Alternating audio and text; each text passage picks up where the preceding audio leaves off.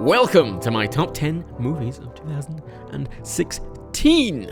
Good year for films. Good year for films. If you want my year in review of all the films I saw this year, or most of the films I saw this year, please go see my 2016 movie rundown where I go through all of my ticket stubs. Let's get on with it, shall we? First of all, two honorable mentions that didn't get on the list. First of all, Rogue One, Star Wars Rogue One. I very much enjoyed the movie, but I'm not really a Star Wars fan, and I mean, visually it kind of felt a bit weak to me, and I didn't think the story was terribly interesting, even though I thought it was a lot better than previous Star Wars films, and I enjoyed it a lot. But, you know, there's a lot of good movies out this year, and pretty much everything blew that out of the water, in my opinion. Secondly, London Has Fallen, and London Has Fallen was a sequel to one of my least favourite films of all time.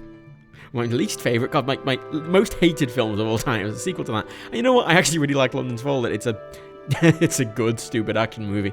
It's silly, but it's got some really nice sequences. It's got this really nice one-shot take, sort of maybe near the end of the movie. I don't know. I really like it, but you know, it's really just shallow, so I'm not putting it on the list. Anyway, on with the actual numbers. Number 10.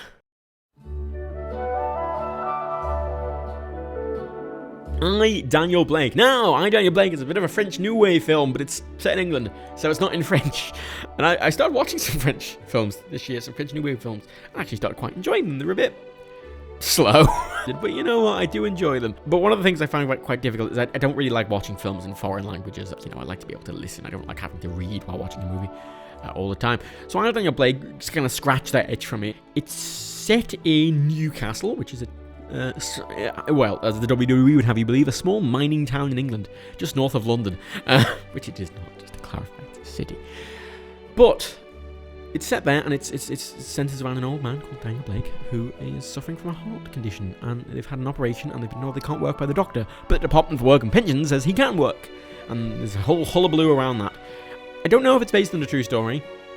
I wouldn't be surprised, but at the same time, as someone who was on Job Seekers for 2 years, I know a lot of the things that are in that movie are really, really over-exaggerated, so probably based on a true story, maybe loosely, I don't really know. All the same, it's a very interesting film, especially if you're in England, especially if you know the Job Seeker system, so it's very well shot, it's very well acted, it's somewhat slow, but it's a French film, French New Wave film, so, you know, it's kind of sad, but it's worth watching. It's the most arty film on this list, so there's that. Number 9. Hell or High Water. Very interesting Jeff Bridges and Chris Pine film. It sort of swaps between two points of view. It sort of goes between Jeff Bridges, the police officer, and Chris Pine, the criminal. And it swaps back and forth between. It's a very interesting story. It's not something I've ever seen before in cinema, really. And it was just very good. Just a very good movie. I don't know how to sell it, really.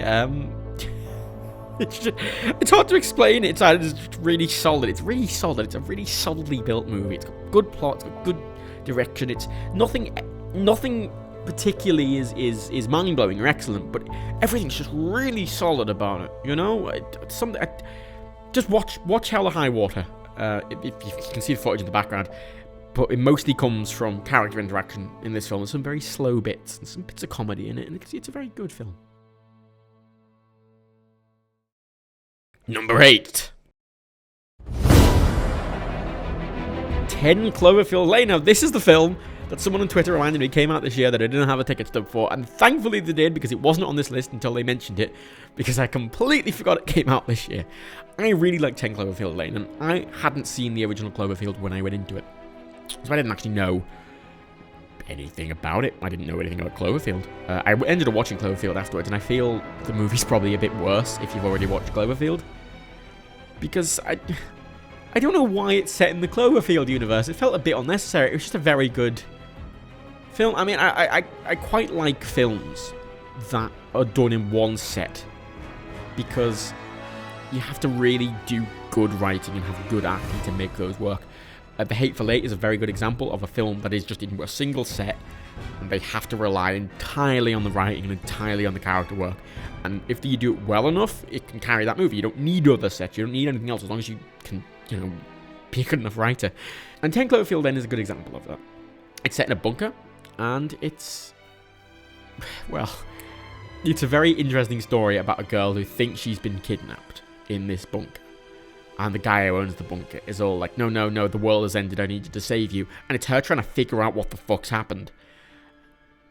And as I hadn't seen Cloverfield, I didn't know what had happened. If you have seen Cloverfield, you do know what had happened, so it kind of ruins it a bit, really. Still a very good movie. Very well acted movie. Very well acted. See, John Goodman actually plays the person who sort of owns the bunker. And John Goodman's an excellent actor. He's often relegated to the sidelines. In a lot of movies, he's often relegated to the sidelines, but he had a real chance to shine, John Goodman. He was excellent in this, John Goodman.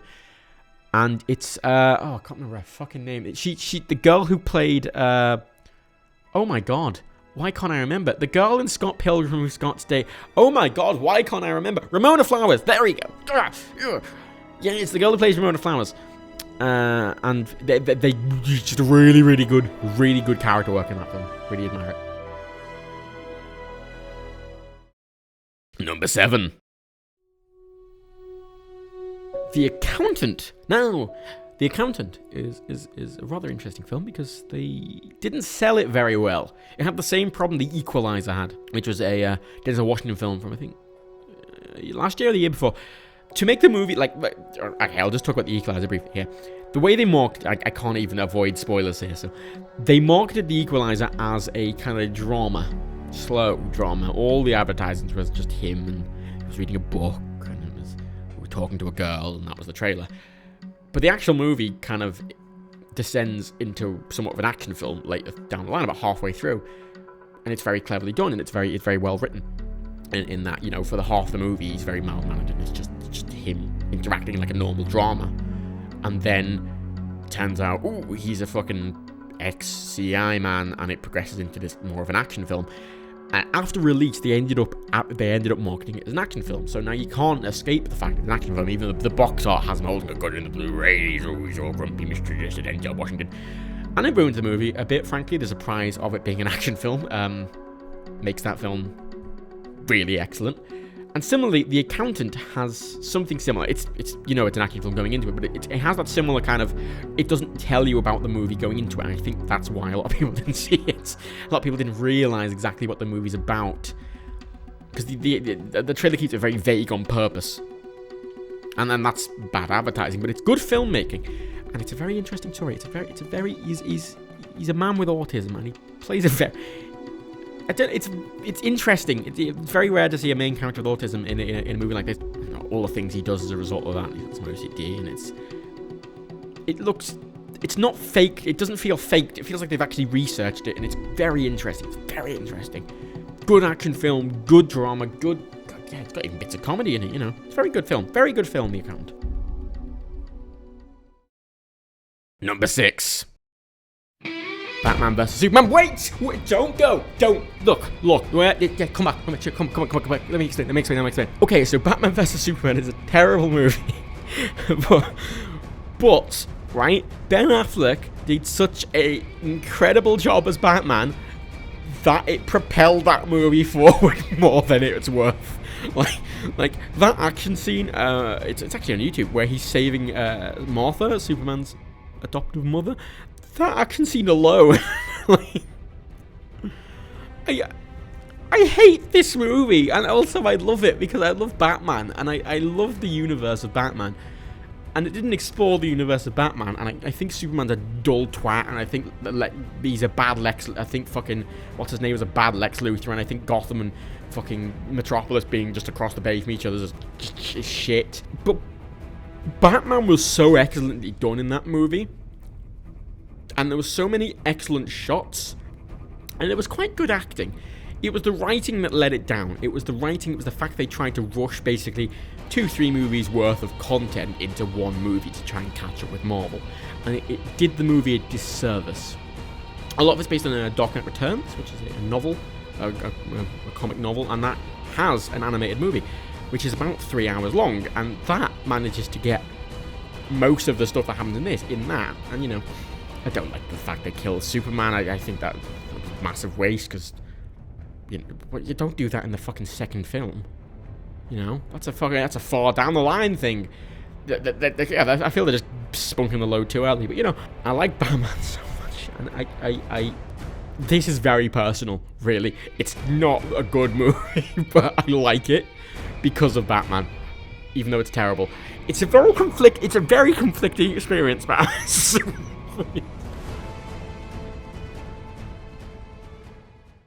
Number 5. Passengers.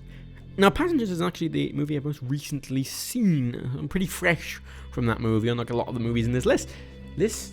There we go, fuck. And Passengers, much like some other films, misleads you in the trailers, which I think is very good. Which, again, I think has missold it a bit, and it has some bad reviews, granted. I think the ending is very poor, but, you know, that's maybe the last 10 minutes. And while that definitely knocks it down in my list, it doesn't knock it down enough to undo all the other good stuff I think the movie did. It's a very interesting movie. It's a concept that's sort of been looked at in movies, but not in this way. Chris Pine did an excellent acting job. And I don't want to spoil anything, but he does a better job than you think if you've only watched the trailer. If you watch the movie, you'll understand. I don't want to say anything more. Just watch Passengers. I really do recommend Passengers. Even if you don't enjoy it, it's definitely an interesting movie. It's definitely an interesting movie to talk about. So go see Passengers. It's very good. I'm not going to spoil it anymore. But, you know, good space sci-fi movie. Number 4. Arrival. Now, Arrival's another space sci-fi... Oh, space. It's the sci-fi movie, really. And it's very traditional sci-fi. It's very traditional sci-fi. When I say traditional sci-fi, I'm sort of, you know, Stanley Kubrick style sci-fi. The kind of big, wide shots, quiet, like very subdued soundtrack, if at all. You know, that kind of style of sci-fi, which is a very nice style of sci-fi. Often that kind of sci-fi can come off as very pretentious. It was very artsy. Ooh, look, we're too fancy for that kind of sci-fi. Ooh. But this movie is interesting enough to warrant it. It's about a linguist who has been hired to try and decipher an alien language. And this is one of the interesting things, whereby when an alien comes down, you know, how would you talk to them? Because it's not Star Trek. You don't have the universal translators. If an alien came down, how would we communicate? Because not only, you know, you can't rely on hand signals. You can't rely on anything like that. Most of the stuff we're accustomed to on Earth, even basic, you know, understood between any language signals, or is a human evolutionary thing, you know. So it's very difficult to be like, hello, other species, which is, you know, involved in a completely different planet, a completely different scenario, in a completely different way. How would you communicate with them? And it's about that, and it's very interesting, and it goes a bit deeper than that. It's not just about linguists figuring stuff out. There is some weird sci-fi stuff going on as well. But it's very well done. Jeremy Renner is in it as well. I don't think he does great. I mean, Amy Adams and Jeremy Renner, I think it could have been cast better. I'm not particularly a fan of Amy Adams. I don't think she's a particularly good actress.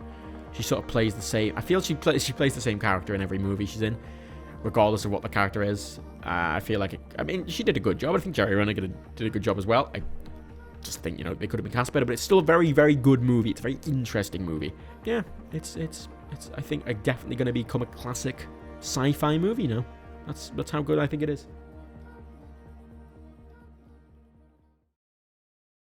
Number 3. Deadpool, the Merc with a Mouth. Ooh, this is above a lot of very, very, very good films, and I feel bad about that. It's here because Deadpool made me like comic book movies again. Like, I do love comic book movies. I'm a big fan of comic book movies, especially with Marvel. I've gotten really tired of them, and Deadpool showed me that they didn't have to be shit, essentially. It's very fourth wall breaking. Ryan Reynolds is cast perfectly. There's very few perfect castings in the world, especially in regards to superheroes. But Ryan Reynolds is Deadpool. He is the Merc with a Mouth. The same way, you know, Hugh Jackman is Wolverine. And, you know, I don't know what they're going to do with Wolverine. He can never really be replaced as Wolverine. It will have to be someday, I'm afraid. But he does such an excellent job. And it's funny, and it's clever, and it's There's a lot of tropes in it, but there's the constant references and the constant fourth wall, like the constant, oh, I'm gonna take you to see the professor. Which one, McAvoy or Stewart? These timelines confuse me. All those jokes really threw me off, and it's a very normal story. It's very run-of-the-mill, who kidnapped the girlfriend and blah blah blah, and he references that, and I don't think that excuses it necessarily, but I think the comedy is so well done in it that I think it propels itself above a lot of other movies for me. Now, as a sort of respect thing, would I class this as the third best movie of the year? Not at all. Not at all. It would not even be in the top 10 if it was best movies. Again, this is my personal favourite list. So, I mean, neither this nor Batman vs Superman would be in the top best movies. You know? Come on now. Come on, this is a very, very, very subjective list. Number 2. Kubo and the Two Strings. Now, when I saw this, I said, this is my film of the year.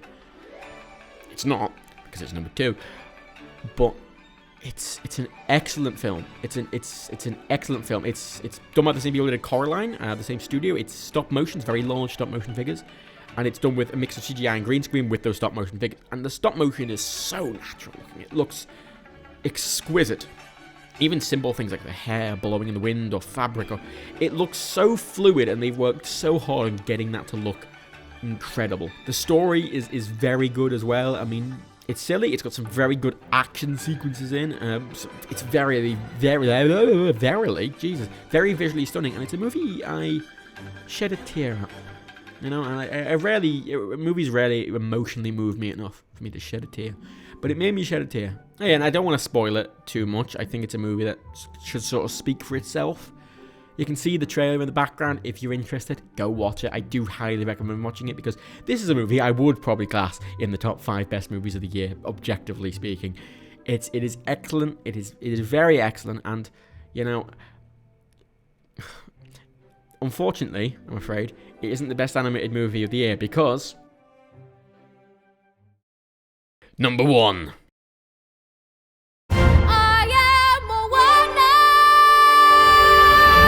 Oh, fucking Moana. Oh my god, this movie. I wasn't interested in it previously, and then it came out and I saw it, and oh, the soundtrack, the writing, the animation, everything. It's perfect. It's perfect. I can't express how much I love this movie. It's easily got the hands down best 3D animation of any animated movie. They fucking went, you know what, we really want to show off our water and hair effect, let's just fucking do that. And they did to full effect. It is visually stunning. It's colourful, and it's gorgeous. It's absolutely gorgeous. You know, the character models, they used very more basic kind of cartoony character models with a more realistic world, and I like that. I like the stylistic choice. I think that is going to make it age better. This is done by the same two-man team who are responsible for probably, you know, some of the best Disney movies that exist. They also did The Little Mermaid and Aladdin, which I think are, you know, 2 of the best Disney movies of all time. Aladdin is my favourite Disney movie of all time. And this to me reminds me of Aladdin quite a lot. As Dwayne "The Rock" Johnson, Maui's played by Jane. I said it again. Fuck. Dwayne "The Rock" Johnson is Maui, and Maui is Dwayne "The Rock" Johnson. And I want to point out, he's The Rock. He's not Dwayne Johnson, he's The Rock. He's the fucking wrestling character Rock. He is this pompous, arrogant, he's charming, he's delightful, you know, he's silly. So with his body, his tattoos are animated. And they're actually animated by, he was the lead animator for the genie in Aladdin. So when you're watching the animations on his body, which are traditionally hand-drawn 2D animations, that remind you of the genie, and I just love it so much. And Moana, who is the star of the show in this, I want to point out, even though in Aladdin, really, it was taken by the genie, Moana is the star. It doesn't do romance, this movie. It doesn't do any of that. It's a journey of self-discovery. And, you know, the story isn't particularly overdone, but I think everything else is so excellent in this film. Character work is excellent. The actual songwriting is excellent. Everything about this movie I love. I've learned all the songs, and I've watched all the behind the scenes I can. I pre-ordered it on iTunes, and I'm excited. I bought the soundtrack, and I love this movie to absolute bits. I love it to bits. I love Moana. So good. And that's my top 10. If you want to see my thoughts on all the movies this year, go watch my movie rundown. I will link that in the description somewhere. Aside from that, thank you for watching. Bye.